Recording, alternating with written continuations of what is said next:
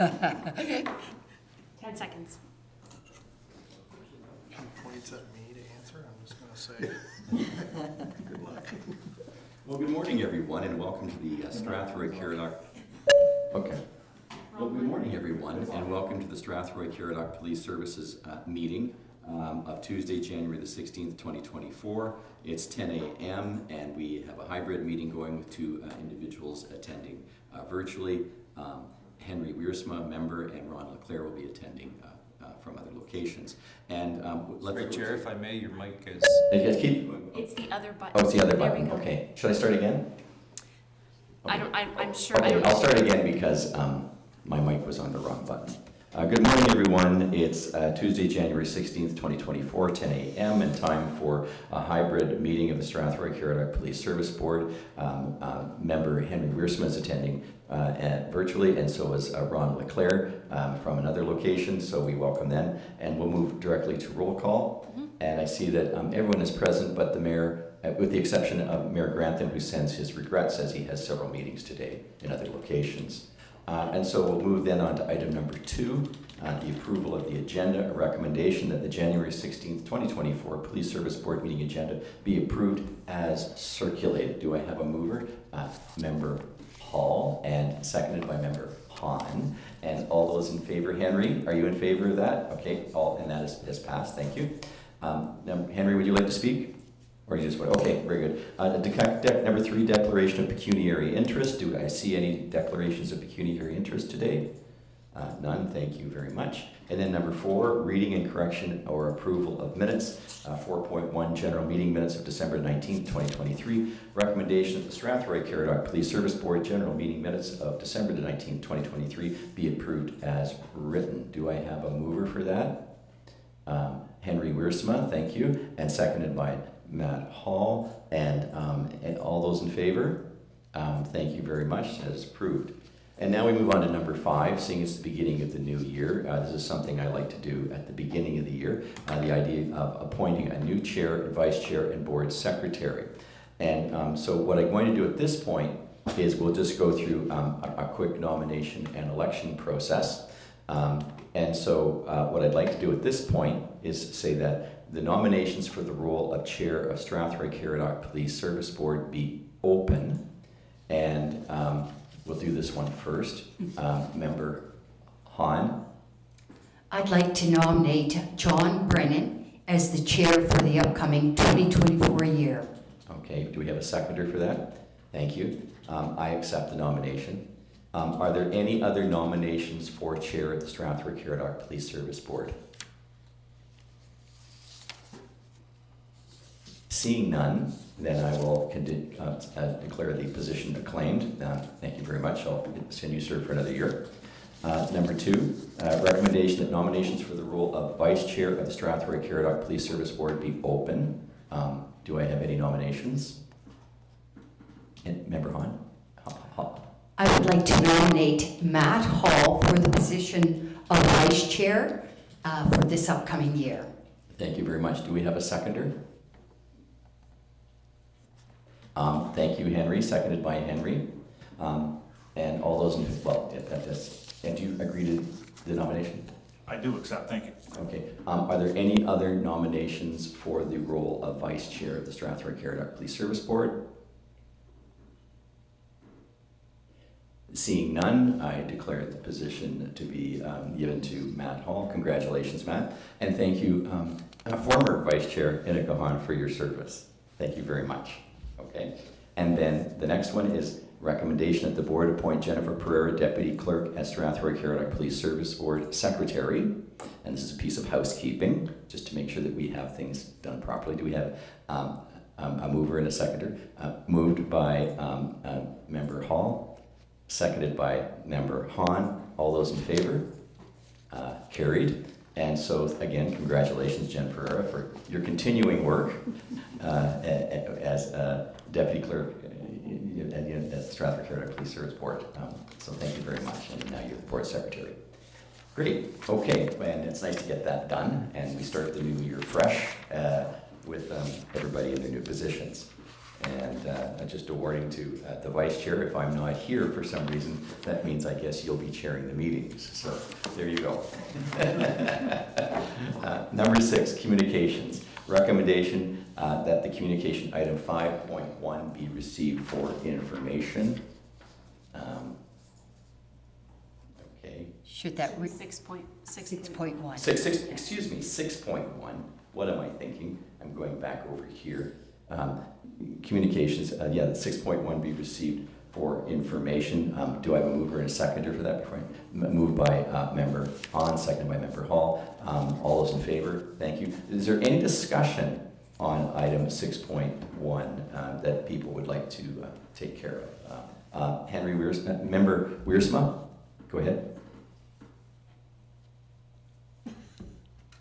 You have to unmute yourself, Henry. Oh, here we go, okay. Yeah, very good, yes. All right, under 611, or 612, just a question to the chief. Do we have much use for private security in Strathroy?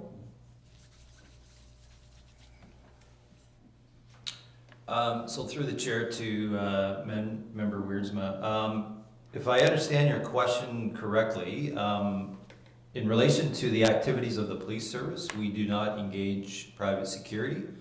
There are business entities and some other public institutions, the hospital comes to mind, that does employ security as part of their emergency service operations. And so this legislation that's been in place for a while in relation to the requirements to become a security guard, the extension of the police record checks just provides some clarity for people entering the profession as to what type of security clearance check they need to submit as part of their application process. Okay, thank you. Thank you for that. Are there any other items that we wish to address today? Member Hall? Thank you. Just a quick question about 6.1.5 on the towing issue. I know some of our bigger cities have been having increasing issues with the smaller tow truck operations and their aggressive sale tactics, I guess we'll put it. Just wondering, is Strathroy, like, have we started to see any of those problems here? Or are we lucky enough yet to dodge those? So through the chair to Member Hall, I would say if I was superstitious, I would knock on wood and say no, we have not experienced those issues here. You know, we have 4 or 5, I would say, reputable towing vendors here locally who work well both together and with the emergency services to provide an excellent service level. This legislation, obviously, there's a history to it. You alluded to some of the issues in some of the larger urban areas, specifically the GTA. That really has precipitated the requirement for this legislation to provide some balance, clarity, some ground rules, some organization to the industry, and we're quite excited to see these sort of evolve and make the industry a lot more responsible to the clients. Thank you. Thank you. Thank you. Member Hahn. So on the same point, with that transition from municipal to provincial, if I had an accident on the highway 402, what would the public, or what should I be, is there a change for me as a public person? So through the chair to Member Hahn, I think the reference to moving the, I'll call it the referencing of the towing industry to provincial legislation as opposed to it being a municipal, for example, a bylaw. I think that's what it's referencing in the correspondence, that towing, the towing sector is now a responsibility under the province, and the provincial law is now sort of providing that sort of legislative framework for the towing industry. Previous to that, it was really left to a municipality to create a towing type bylaw that would provide the legislative framework. So that's really the change when it talks about provincial versus the municipal thing. I think if I'm understanding your question regarding if you're involved in an accident, it's sort of between each police service. So if the incident was within our jurisdiction, we have a call-out sort of list that we work from to ensure that there is fairness to the vendors that are involved in our towing. That may be different in another jurisdiction, and I can't really speak to what that process would be. But here locally, we try to run through and ensure that there is fairness to the different businesses that are providing that service to our community. Also be correct that the rates are now streamlined, so if the rate would be the same for every tow truck operator, is that correct? Because I believe that was one of the main issues. Yes, again, through the chair to Member Hahn, that part of the legislation was brought about, I think, to create that consistency, that fairness to the community members, so that there was some structure, so that there wasn't price gouging going on in the industry.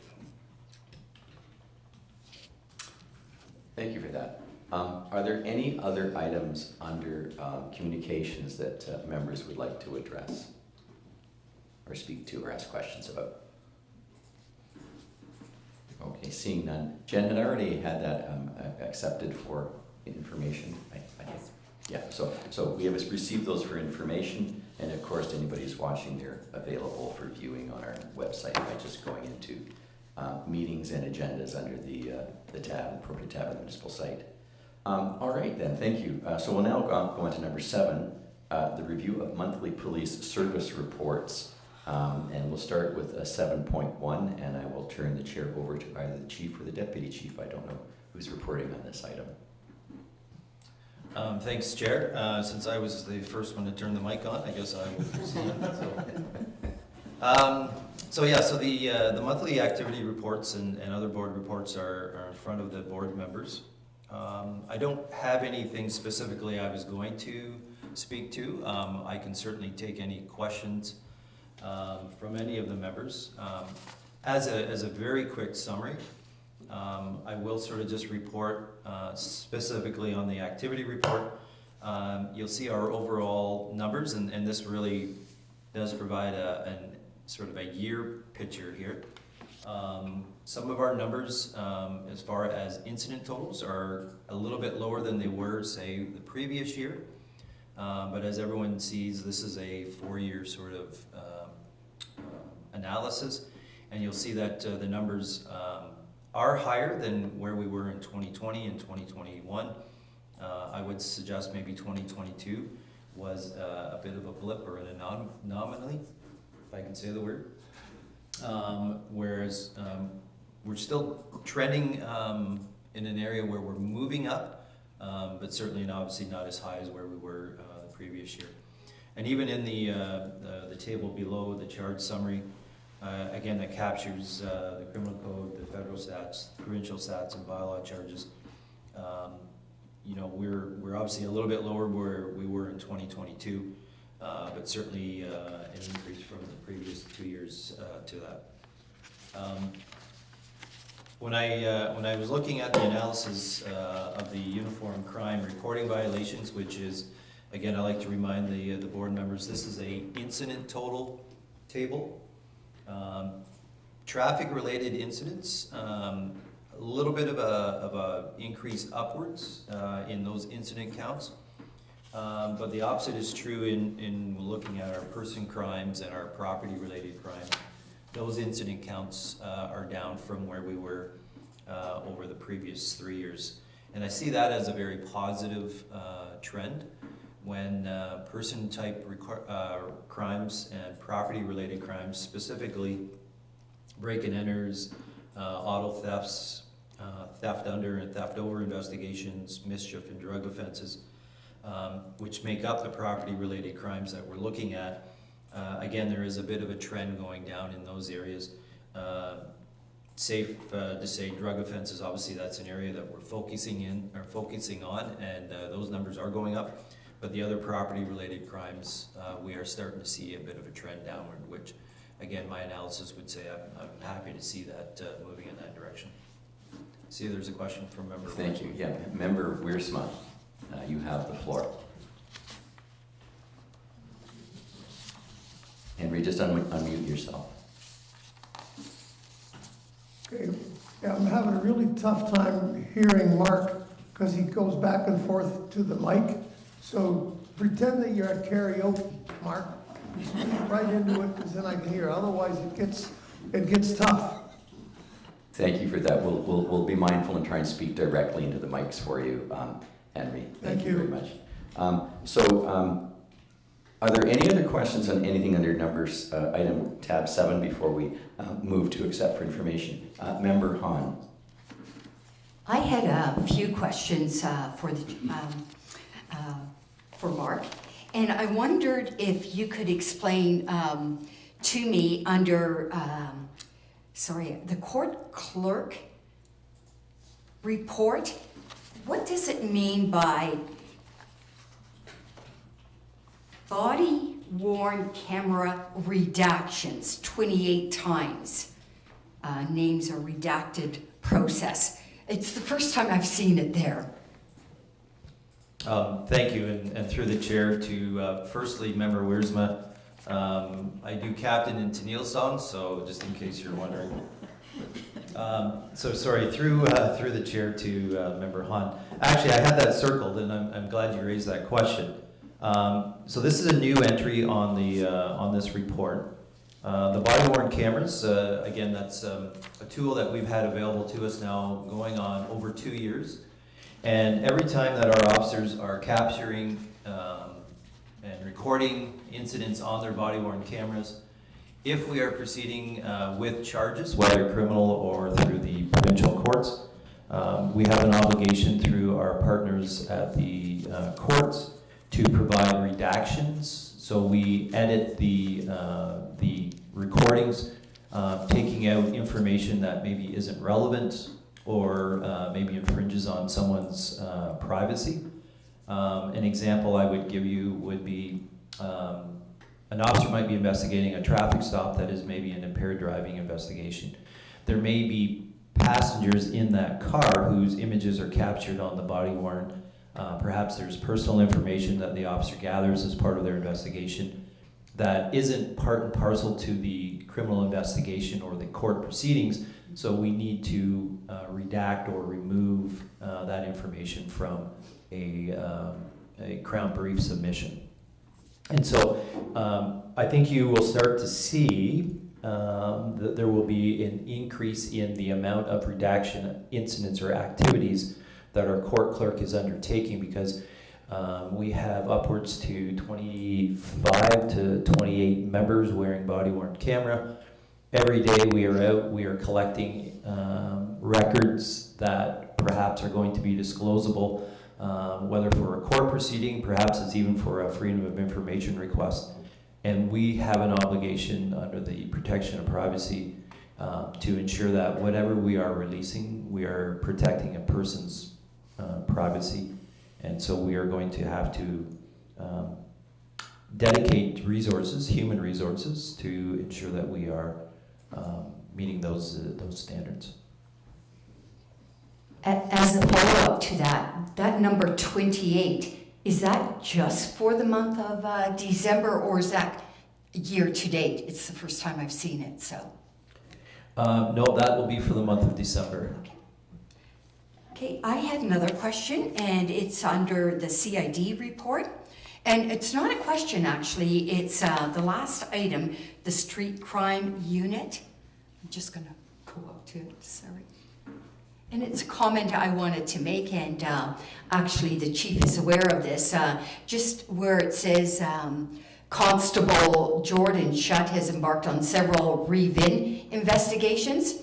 And I wanted to mention, I definitely know that that's a real, definitely an increase. We were selling a classic car this past August and put it on Kijiji, as many people do, and had a response quite quickly. Said to the person, yes, come to our house, in 2 days or whatever, and the person said yes.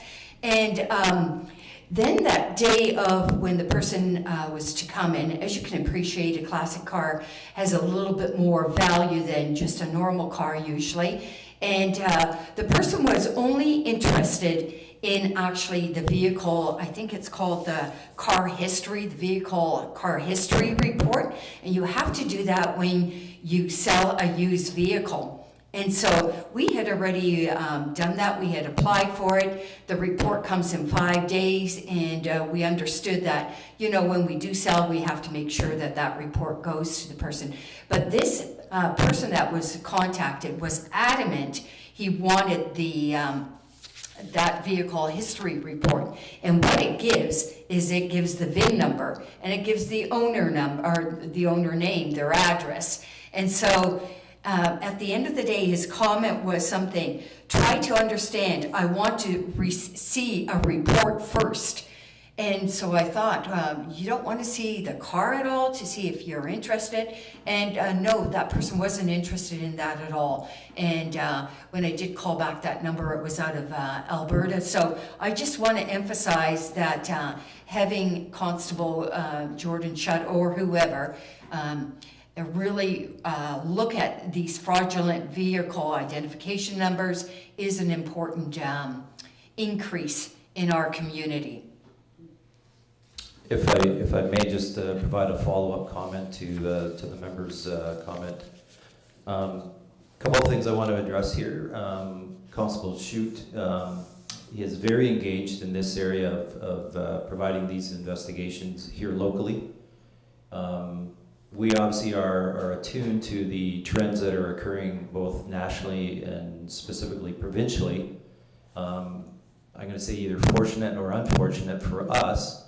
A lot of our partners to the east in the GTA area are experiencing very high numbers of high-end vehicle thefts, where a lot of those cars are being shipped overseas. They are being revinned.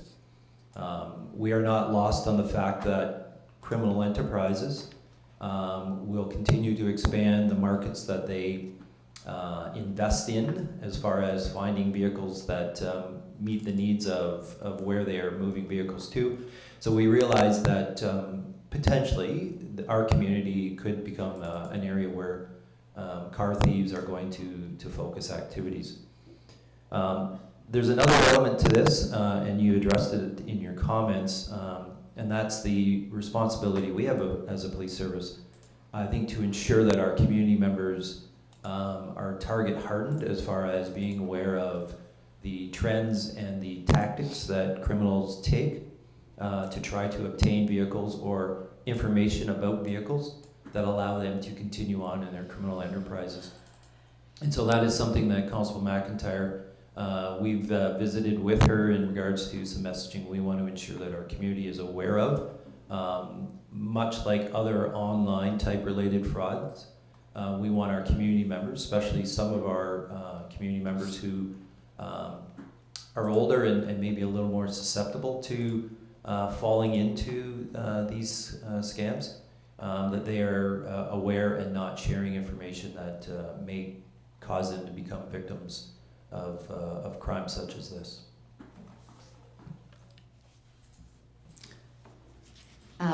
Thank you, Chief Campbell.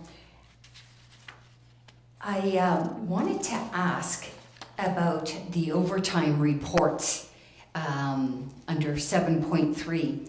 And I saw that, maybe I'm reading it wrong, but the civilian in December overtime year-to-date report was 501 hours. And I found that to be very high compared to the uniform overtime hours of 232.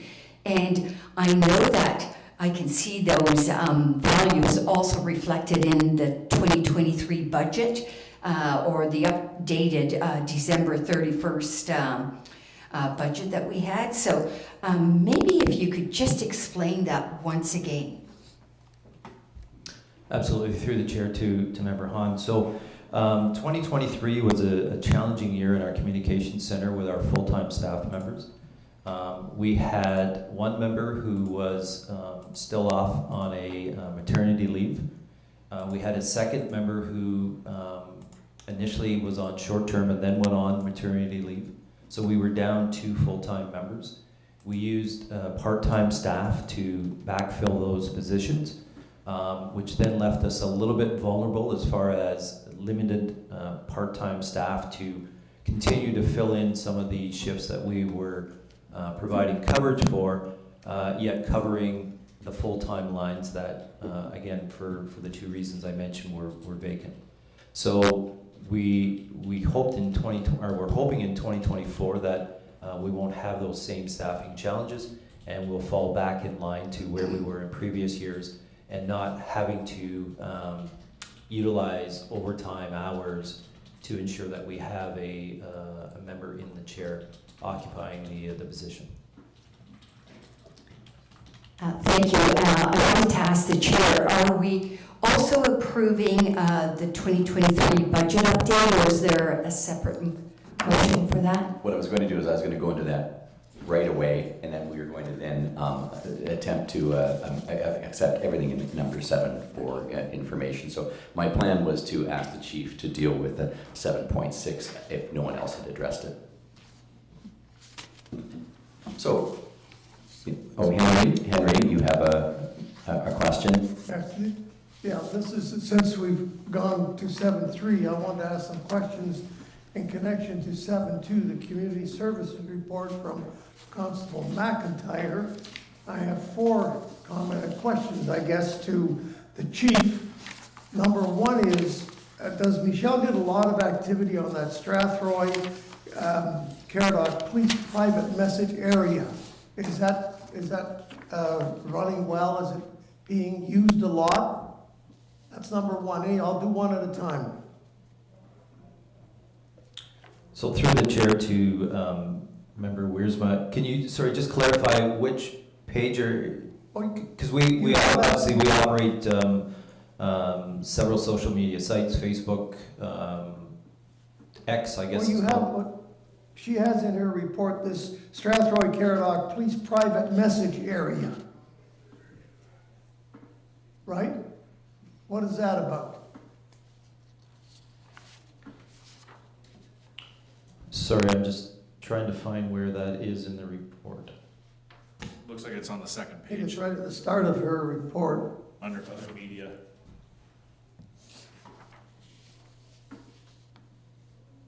No? Okay, anyway, let's go to number 2 then. So it's the last item under other media on page 2, as Matt Hall said. Yeah, so to answer that question, all of our social media feeds, there obviously are messaging areas on those feeds. We have turned off that access point. Our experiences have been a lot of the messaging that is left is not always a positive or favorable message. And in fact, it often takes on a tone unrelated to what the initial sort of post is generally about. So Constable McIntyre, even though the access is turned off, we are still able to receive messages. They're just not posted publicly for others to see. And if there is some concerns, Constable McIntyre at times will reach out to a person to provide some clarification to perhaps what comments they have left on the site. Excellent. That's exactly what I wanted to know. Then the next question, how's the homeless situation in Strathroy? Well, homeless issues obviously are prevalent in our community. We are lucky that we have a great partnership with a lot of agencies to help reduce some of those risks and concerns to community members. Some of the challenges obviously relate to different age groups that are being impacted by homelessness, and what resources are available to them. In particularly, a lot of young people, by definition, are homeless, but may not be visibly homeless as far as sleeping in public areas or out in outside. They may be subject to what's often referred to as couch surfing, so bouncing from place to place, which still in itself still presents challenges and concerns for that person. But we again thankfully are able to tie them into different resource allocations. There's a great facility just across the street here at 37 Frank Street that does provide servicing to young people, giving them a chance to come in, connect, perhaps get refreshed and some food, but again, more importantly, some availability to different service options and resources that may sort of assist them in their journey. Good, thank you. Next question. I'm curious about the reaction that you get when you have a careers day at the high school in terms of given kind of the cultural situation we live in today and young people's attitude towards policemen and what have you. How does that seem to go? Again, an excellent question. So I'm going to start my answer by saying next week, both myself and Constable McIntyre have a meeting scheduled with both principals from Holy Cross and Strathroy District Collegiate to explore next steps as to re-engaging, reinventing a presence in our local schools, specifically the high school, to try to again establish, build better and more positive relationships with youth in our community, specifically high school aged kids. We have really been absent and we haven't really engaged in a career recruiting drive of any means, but we just want to start back with building those relationships, having a presence, and having some interactions that aren't related to a call for service specifically, but more of a proactive approach where we are initiating those conversations, whether it's in a classroom, whether it's in a gymnasium. We want to utilize the expertise we have with our partners from Canadian Mental Health, the MCERT program. I think we all recognize and accept that a lot of youth in our communities are suffering from some mental health stressors. And again, we have an excellent resource available that again works in partnership with our community service officer. That really is an additional resource that we could make accessible to a lot of youth in our schools, specifically our high schools. That being said, we also obviously want to explore and see what opportunities are available for us to re-engage with our elementary schools as well. And again, have some more presence in those buildings. Whether there are opportunities to read to primary age kids or even just having some discussions about online safety processes to protect a lot of our young people who again spend a lot of time online on various social service sites. Excellent. Then the last question, tell me a little bit about the Humana group home. I can tell you that there is one here. I probably should have had Constable McIntyre come and speak on this, and perhaps that's for another meeting. That's fine. We've certainly, again, through Constable McIntyre and the CMHA partnership, they have made some initial reach outs. They have established some guidelines with Humana. We are getting calls for service there, and again, we rely on the the advocacy that our uniformed members have when they attend those calls for service. Again, just building some relationships with those youths that are placed in that residence. I would say so far there've been some positive interactions, and we will continue to strive to ensure that we maintain that relationship. Good, thank you very much. Thank you, Henry. And before we move on to 7.6, perhaps what we might do then is act on the chief's suggestion, and maybe we can see if we can have Constable McElmile in at some point to talk about the services attempts to partner with various agencies in town in whatever capacity, specifically in the area of youth homelessness and youth mental health. That might be an engaging presentation at some point. Would that be possible, Chief? That is absolutely possible, and then we have some other speakers that we're looking to line up to continue with the trend of bringing in a member per board meeting to bring an update and to just sort of do a bit of a show and tell as to some of the activities that are ongoing. I think that'd be an excellent theme for 2024 if we attempt to have at every meeting someone from the force to show how in various ways they're partnering with other agencies or taking initiatives in the community to make the community safer, but specifically in the areas of mental health, youth homelessness, whatever. But I know that people are very keen to see what efforts we're making to proactively deal with social situations in our community through the police service, working with other agencies. So I think that'd be a great theme for the year, and maybe we can explore that at some point. You and I can sit down and we can chart out maybe what we try to do for the rest of the year in terms of public speakers here, because maybe our ratings will go up when more people will watch the show here and come and take a look at our meetings. And if we have, some really good information from the people on the front line. If I may, Chair, Yeah. I thought maybe you were just laying the groundwork for some further discussions later this afternoon on strategic priorities, but... Well, I wouldn't say that I'm not playing to my audience, but I mean, we do think about such things, and it is a new year, and we do think about things when we go for walks. You think like, okay, what can we do this year that would maybe bring value or increase value to our meetings in terms of citizen information and potentially engagement. So that's something that we can kick around with in our next meeting. If I can, I just follow up. My mom watches and she thinks I talk too much, so having other speakers here would probably be Well, that's okay. appropriate. You might get a better audience rating from My mom always said I talk too much too, so that's... what I'll do is I'll ask Vice Chair Hall if he has any questions at this point. None for me, Chair. Thank you. I just wanted to say Vice Chair Hall. That's a nice ring to it.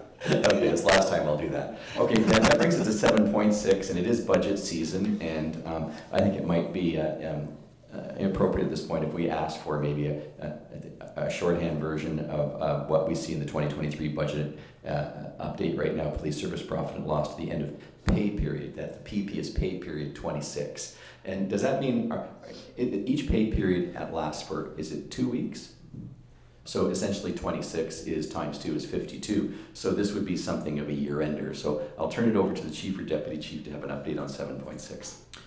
Thank you very much, Chair. So you are correct. 2023, actually, the pay periods actually lined up as best you could, where I think the last pay period was December the 30th, in around obviously the year end.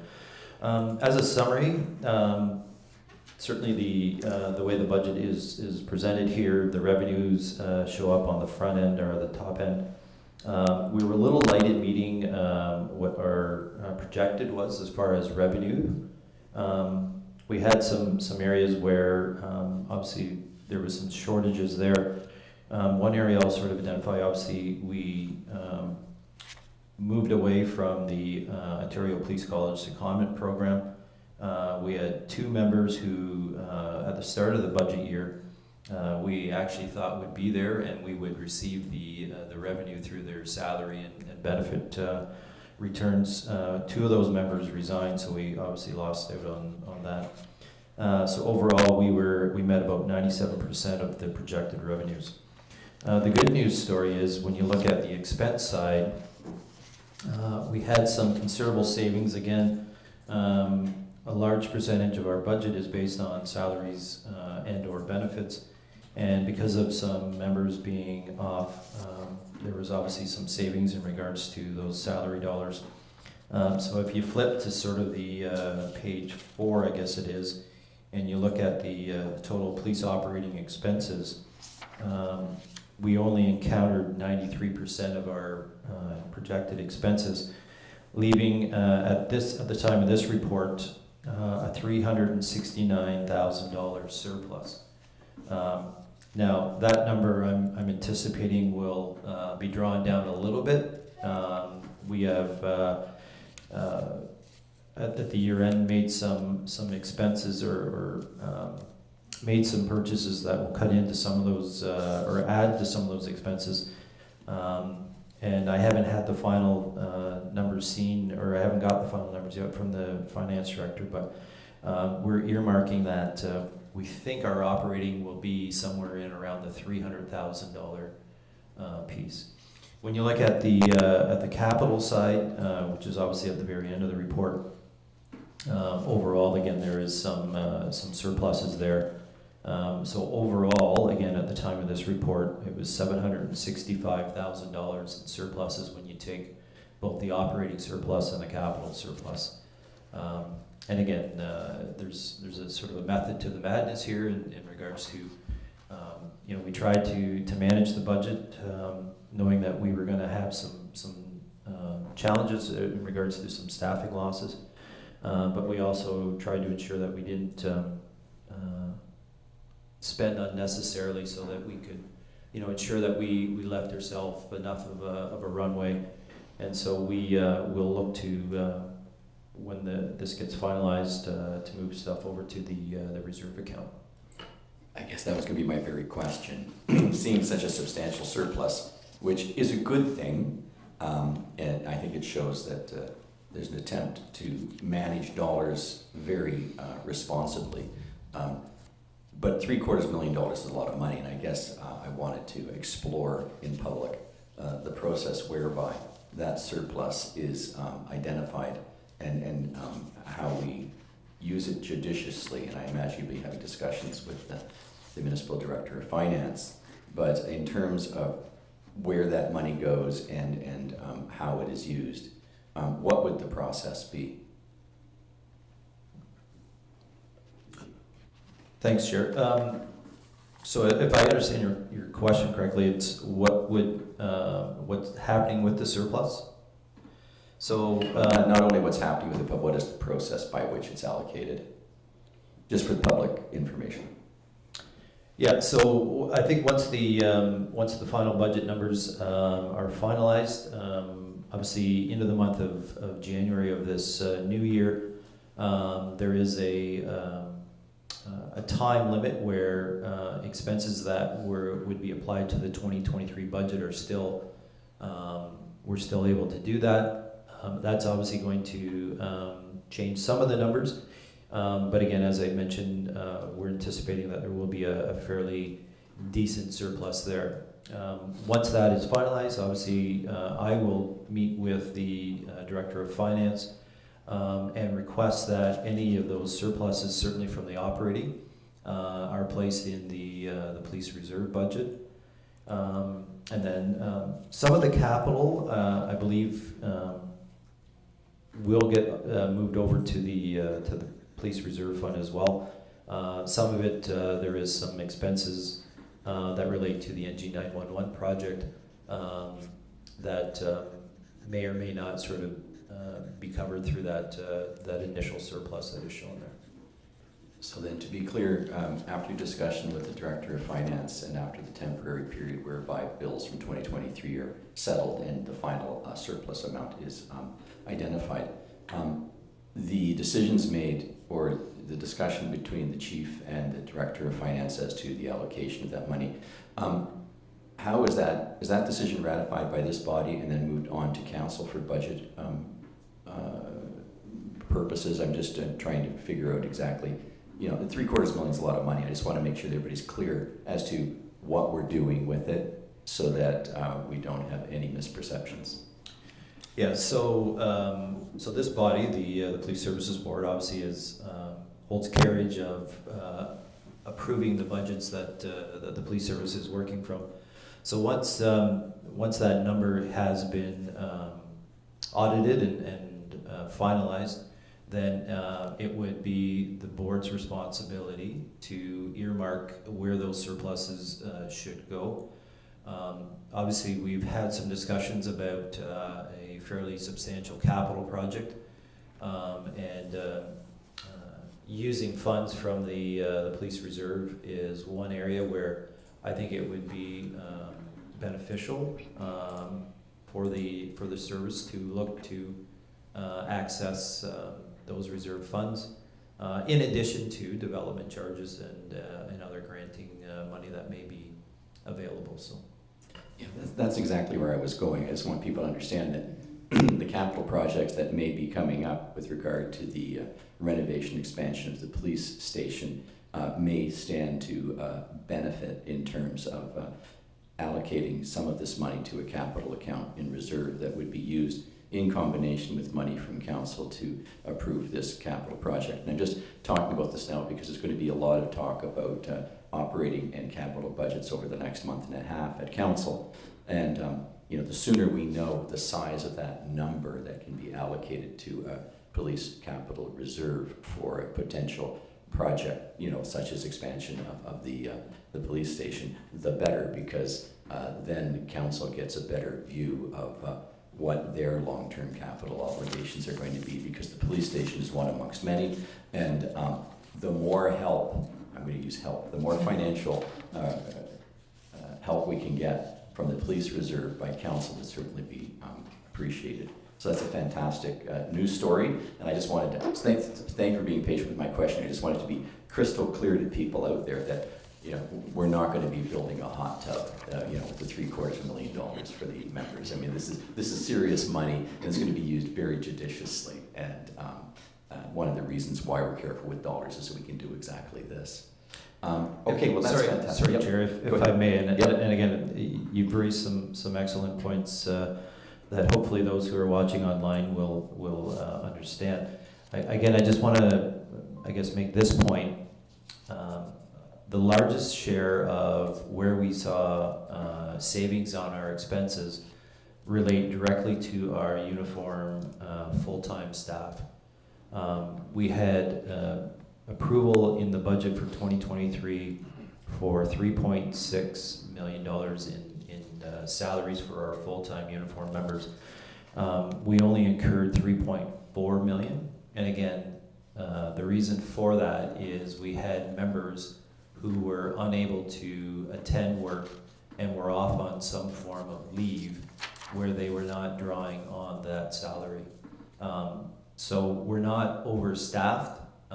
We're not, we're acting and operating with shortages, and unfortunately that impacts our day-to-day operations in various forms. If there is, and I'm going to use a term here, if there is a positive, it's that there are some salary savings that do allow us to then, at the end of the year, have a surplus that, again, we want to identify and, again, utilize through the reserve to move on other potential projects. And, again, this trend of seeing a bit of a surplus over the last number of years has been fairly consistent. And again, the main driving factor again is each and every year we tend to sort of fall short on availability of staff who are off for various reasons, which again leads us to saving on those salary dollars. Yeah, absolutely. Thank you for that explanation, because by no means was I implying that there was a problem in planning. Something that I think I've learned in many years on council is that budgets are aspirational, and that we plan for the future and we do the best job we can and put in the best numbers, especially in operating.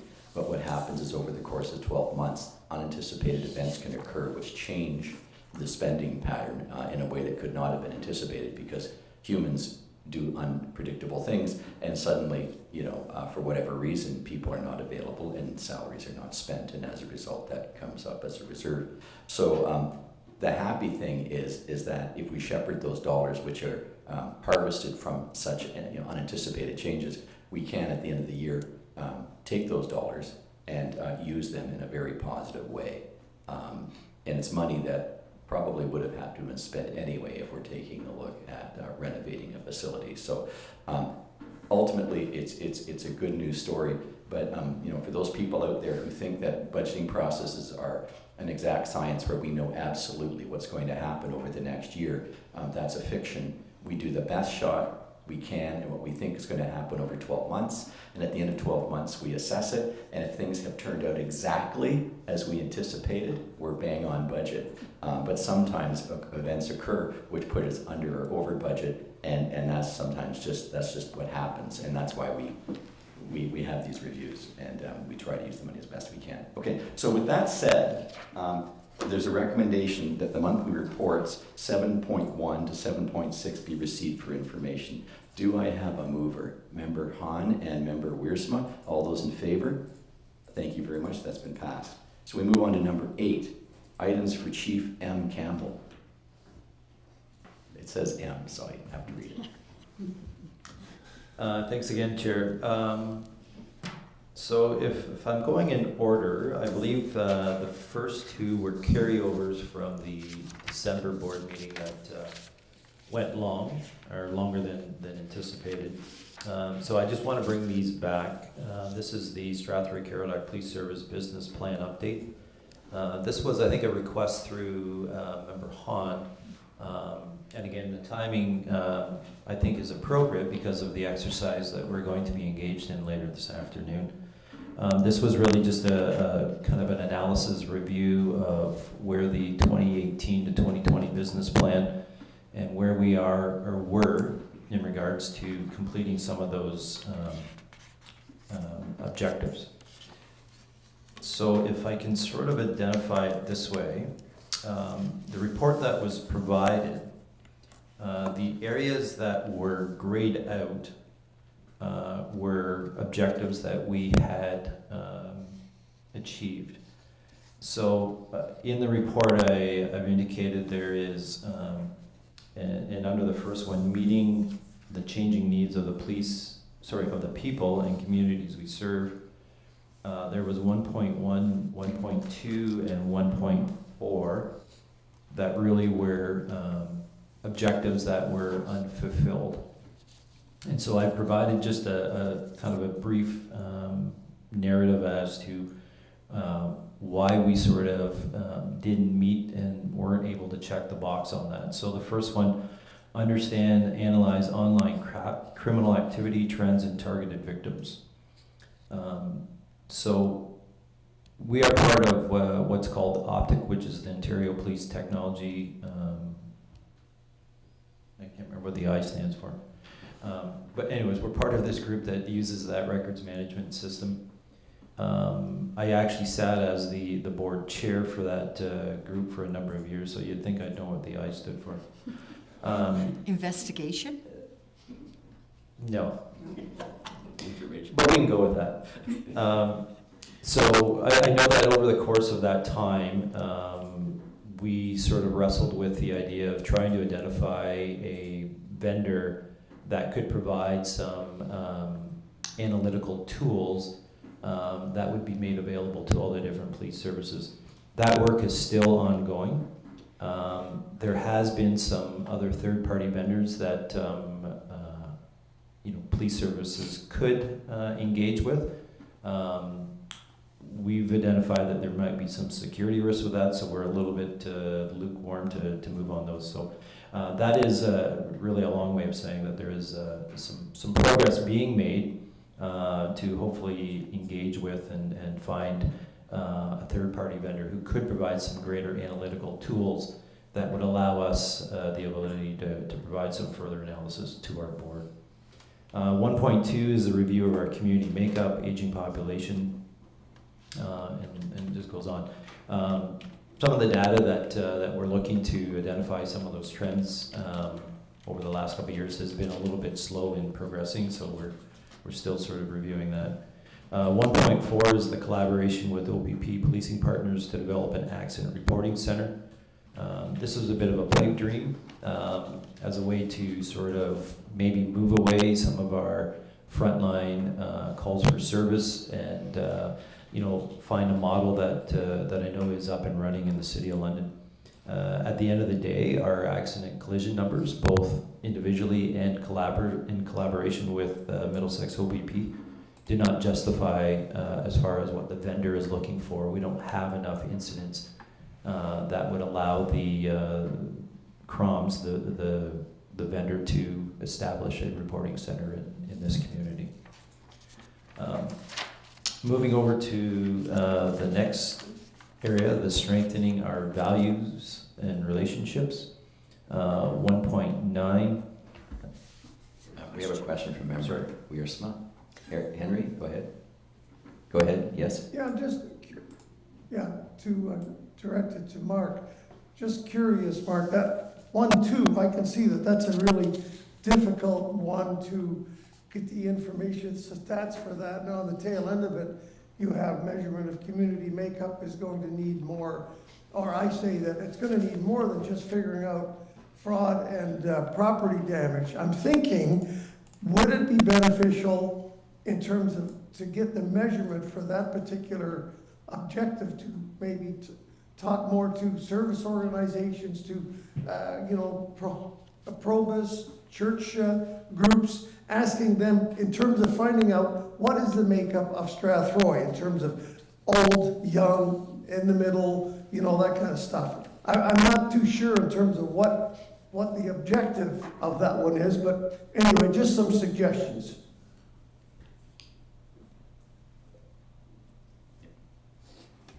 Yeah, no, I think those are excellent suggestions and certainly some information that we can follow up on.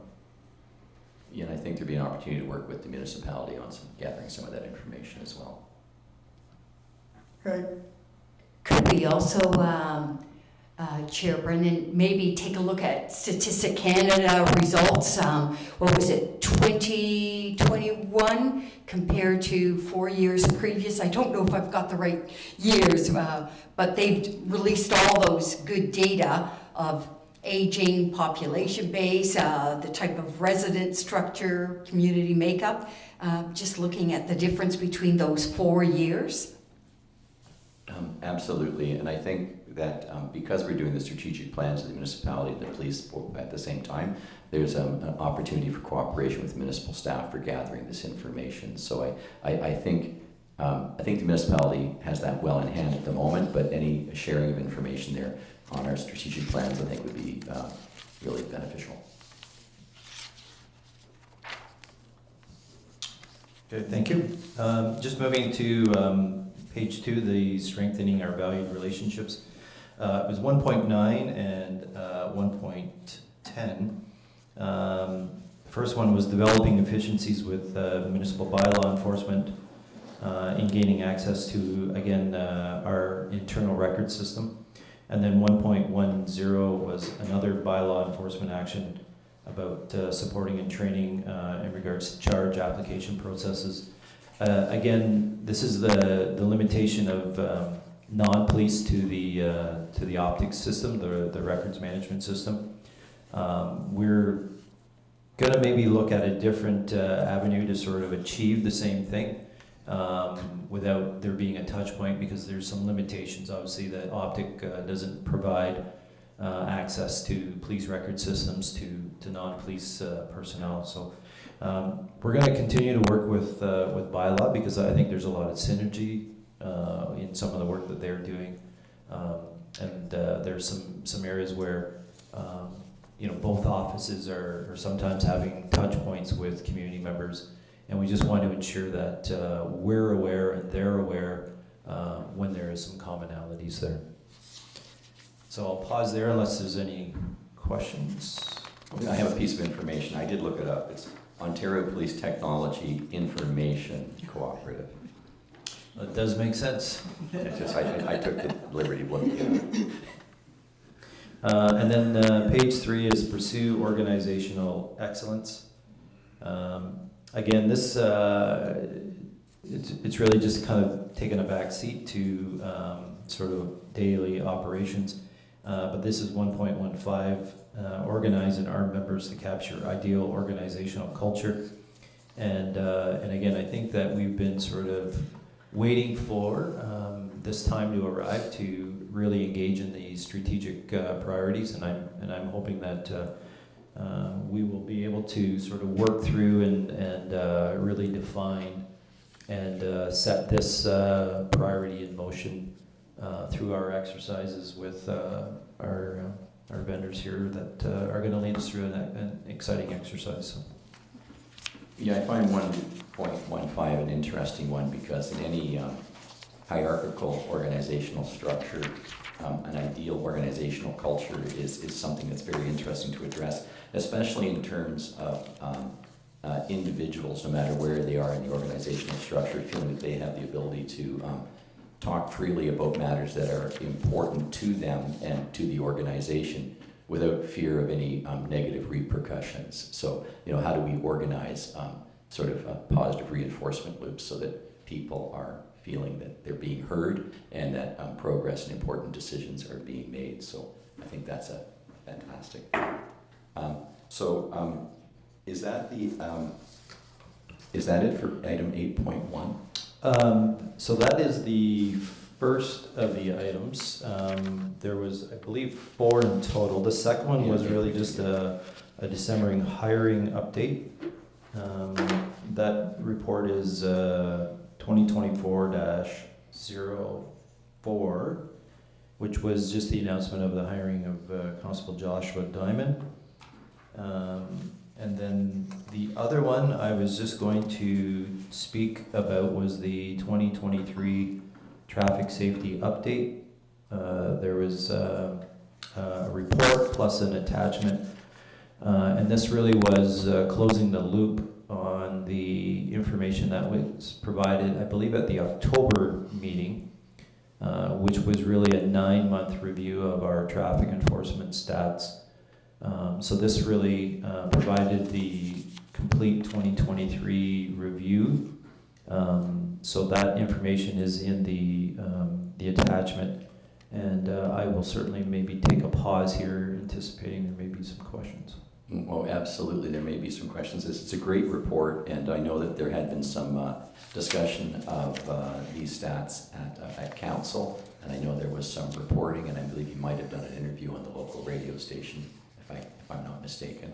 Did you do a piece on the local radio station about this, Chief Campbell?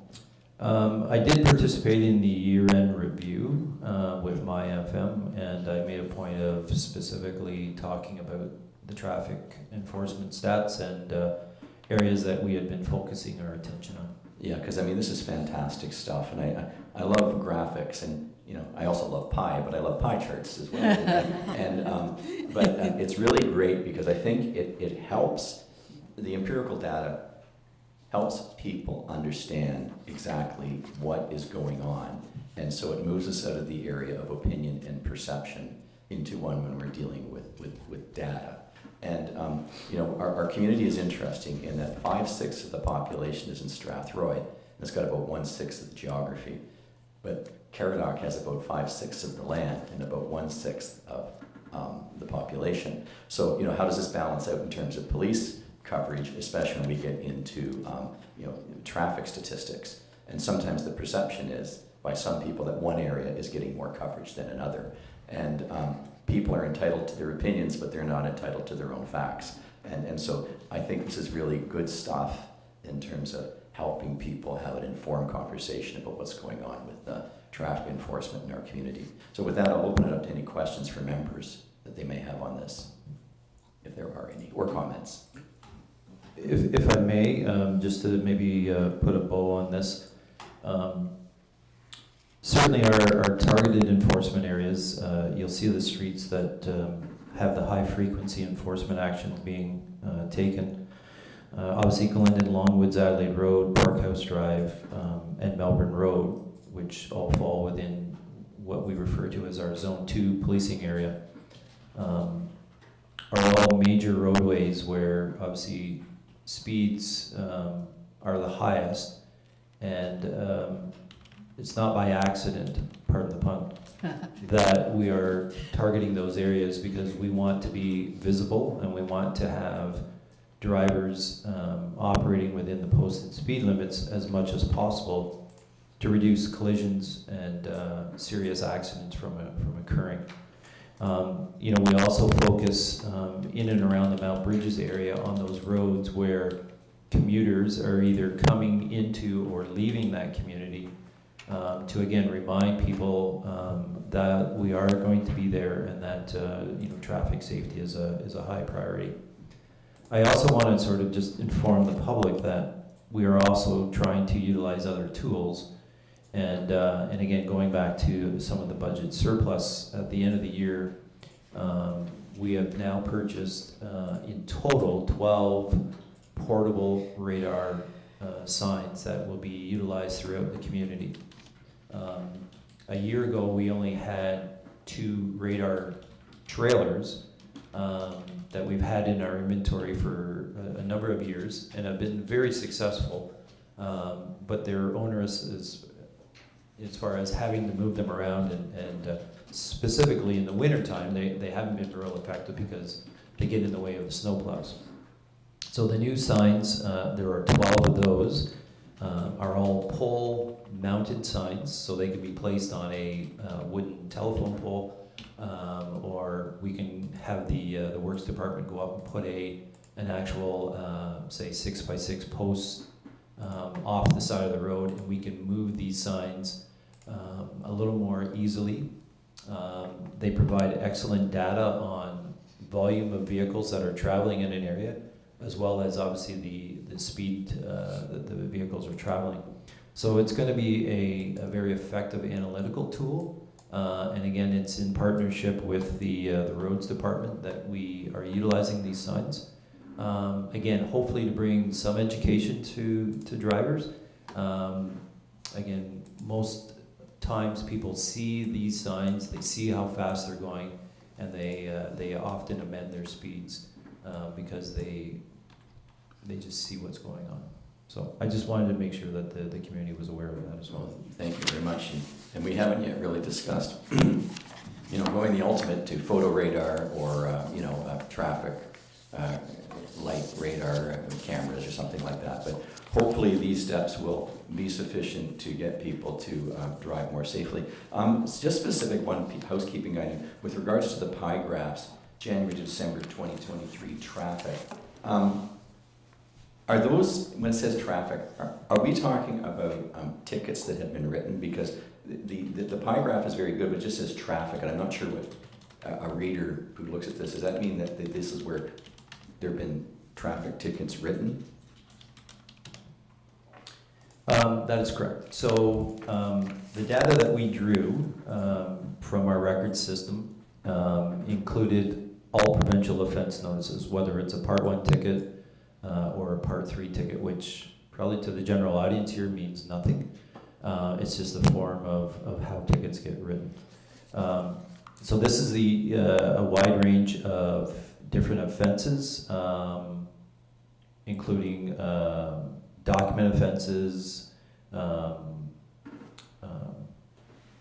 equipment-related offenses, seatbelts as an example, but a vast majority of our offenses are speeding. So this is basically a summary of the charges. My recommendation would be that the title, January to December 2023 traffic, that something be put in there to indicate that these are actually traffic charges, because someone who's reading this for the first time might not know that. So I think we should amend the pie graph so that it has a more detailed a title which better describes the content, so people don't misperceive, because it could be traffic stops, it could be traffic charges.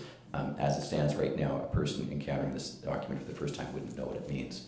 So I just think that we can tighten that up a little bit. It's great work, I just think it just matters just indicating on the piece of paper what it is. Yeah, I've noted that, and again, we wanted the board to be the first to see this report, and then we'll make some amendments and then post it so that it is made available for our community members numbers to see. Yes, excellent work, and don't take me, I'm not being overly critical, I just want the public to really appreciate that. And once that is appropriated, titled, and it's very clear, I'd really like to see that to get out to the media, so that they have access to that. It's a great graphic, and I think the more people understand what's going on, the better. Any other items under 8.3, 4, or 5 to discuss today? I'm just going to defer, I believe it's item number 3, the camera program. I'll let the deputy chief bring that information forward, as he was the author and initiator of that program.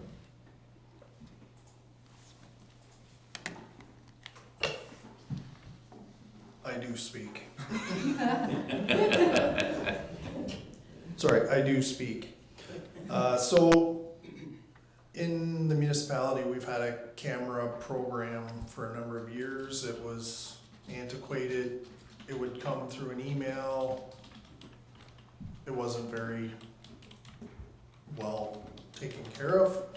So I saw this CamSafe program on a social media post somewhere and thought we need to update ours. So I looked into the program. It's established by Belleville Police. They created it. They had grant funding to create the program, and they host it. So I reached out to them. They were quick to provide information on how to become engaged with it. So now we've rolled it out in our community as well. I was probably one of the first ones. I have cameras at my house. So I actually signed myself up so that if anything happened in my neighborhood, that our officers would know that they could reach out to me to see if I had footage. It's a very easy program. You log in, you only have the information. There isn't access to anyone else. You can provide where your cameras are located, what they capture, contact name, phone number, and an email address. And then as the police, we can log in and we can see where the cameras are located. We can't see the footage of the cameras. It just says I have a camera on my front door, on my garage, and it captures the street. And then we can reach out to them through their contact information to say we're investigating something, or there was a missing person, we're looking to see if they walked past your house. Can you check your cameras to see if you have footage? And if they do, then we can provide them a link through our evidence.com or Axon thing, and they can upload the video if need be directly into our system. I haven't checked recently. I checked last week, and we were up to 19 community members that have signed up within Strathroy. I didn't notice any in the Zone 2 area yet, but I'm going to continue to have Constable McIntyre push this out frequently to see if we can't get more people to sign up. It is going across Ontario. There are as far away as Vancouver, BC. So when I log in as on the police side, I can see cameras anywhere in Canada. So there were some in Vancouver, BC, and some in actually out on the East Coast. I can't remember if it was New Brunswick. So even if, let's say, a community member had their credit card stolen, it was used in London, say at a variety store, we can go on and say there's cameras at the store they used or in the area. So it's definitely a great program. Member Hahn? Just as a follow-up then, I wanted to ask, all the people that had signed up under the old program previously, is it very easy for them to go onto the CAM system, or is there not a link that you could automatically upload to the CamSafe program? No, so they would need to voluntarily go and sign up for that one as well. We did have 2 register recently under the old system, and I have emailed them back saying, this is what we're going to, would you please use this link? I provide them the link to the website, and could you please sign up under that? How many people did you have signed up under the old system? approximately? Let me take that one. Only in that I had a conversation with the clerk last week. So we are going to do a review of the the initial program. What does that membership list look like, and how do we potentially reach out to them to make them aware of what the deputy has referred to? So could I maybe ask in 3 months if we could have an update?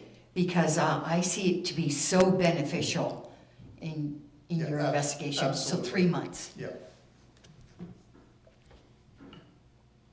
Member Hall. Thank you. Yeah, I agree with Member Hahn. I think this is a great idea for a program. Last night, I signed myself up for it. I think it's a good idea. And I would encourage anybody from the public, if they have cameras looking out in the streets, to sign up, because I can only see it being beneficial in helping to solve crime and keep everybody safe. So, good work. Yeah, it sounds great, and I assume that we reach out to the business community and the municipality as well to get their cameras on the system as well. Is that correct? Yes. Yep. Thank you, I just figured that. We'll just say that so that people can hear that we are doing the obvious. And really for us, it helps, in most instances, we're gonna go canvass the area to look for cameras. This helps save us time, especially if it's a missing person, time is of the essence, so. Thank you for that. I guess at this point then I'd ask that items 8.1 through 8.5 be received for information. Do I have a mover and a seconder? Moved by Member Hahn, seconded by Member Paul, and all those in favor. Thank you, Henry. We're all in favor. Super. Fantastic. So that gets us to number 9, inquiries or comments by members. Let's go to Henry Wiersma first. He's virtual. Henry, do you have any comments today? No comments, great meeting. Okay, thank you very much. Member Hahn, No comments. Member Hall, Only one saying thank you for the nomination and election for vice chair. I've been taking notes on how the chair runs his meetings, so I can only aspire to do them as efficiently one day. Thank you. there's great room for improvement, and we'll just go with that. And I have none. As my mother said, I speak far too much. Any final comments by the chief or deputy chief? I have none, thanks. Okay. Deputy chief, no. Okay, thank you. All right, that brings us to the scheduled meetings. Wednesday, February 20th, 2024 at 10 a.m. Yes, sir. One thing, I was checking my schedule. Wednesday in February is the 21st, not the 20th. The 20th. Oh, is it really? I hadn't Yes. checked. Okay, so we'll do a quick check on that. Double checking, but pretty sure it was on the last night. Okay, so that Wednesday, February 20, or I'll assume it's the 21st. Wednesday, February 21st, 2024 at 10 a.m. And Tuesday, March 19th, 2024 at 10 a.m. Are the next scheduled meetings. And then that leaves us only with adjournment. Do I have a mover and a seconder? Henry, do you want to adjourn? Okay, Henry moves it, and moved by Matt. All those in favor, and we are adjourned. Thank you very much for your attendance today, and for those who viewed the meeting. Bye-bye. Have a good day, folks, see ya. Yeah, enjoy the sun down there.